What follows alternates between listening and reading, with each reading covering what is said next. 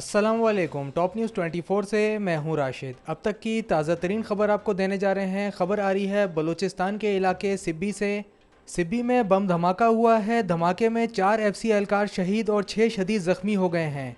Security ज़राए के मुताबिक सिब्बी की तहसील सानगान में सिक्योरिटी फोर्सेस के काफिले पर देसी साख्ता बम का धमाका हुआ, जिसके नतीजे में 4 एफसी एहलकार शहीद और 6 शदीद ज़ख्मी हो गए। शहीद और जख्मी होने वाले फ्रंटियर कोर के एहलकारों को एयर एम्बुलेंस के जरिए सीएमएच सिब्बी मुंतकिल कर दिया गया है और जख्मी होने वाले तमाम 6 एहलकारों की हालत तशवीशनाक बताई जाती है। वाक़े की इतला मिलते ही सिक्योरिटी फोर्सेज ने जाए वकुआ पर पहुंचकर इलाके को घेरे में ले लिया और सर्च ऑपरेशन शुरू कर दिया है। वाज़े रहे कि 8 मार्च को सिब्बी में जेल रोड पर बम धमाके में 7 अफराद जाँ बहक और 35 जख्मी हो गए थे।